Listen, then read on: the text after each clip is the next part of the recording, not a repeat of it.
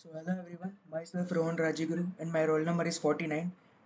My today's topic about exercise therapy rubrics to exam is glossopharyngeal exercise, which is known as the air gulping through the mouth, like that we show on later. So what is introduction? Let's start with the introduction.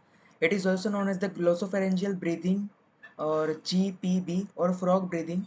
Uses the tongue and throat muscles to push the small gulps of the air into the lungs.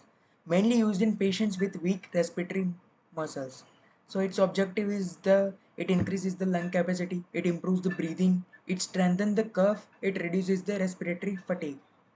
So let's move into the procedure. What you have to do, so we'll have to sit upright and open our mouth and take a small gulp of the air. Close the lips, push the air into the lungs using the tongue and the throat. Repeat the 6 to 10 gulps. Exhale this slowly, like you are eating the air, like that.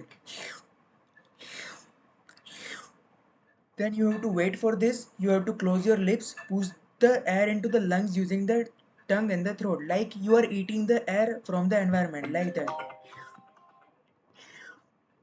Like that.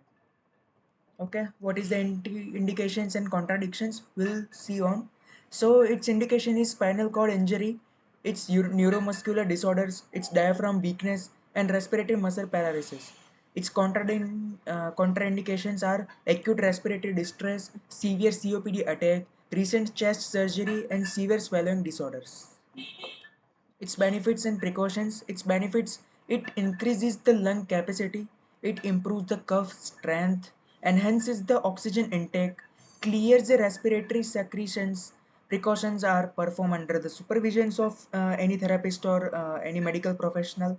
Stop if dizziness occur. If you feel like very low, then immediately stop it. Do not force the air you are taking out from the environment.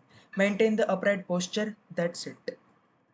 So now we'll to head to the conclusion or summary. Uses mouth and throat muscles to pump air into the lungs. It improves the lung expansion and ventilation. Helpful in respiratory rehabilitation.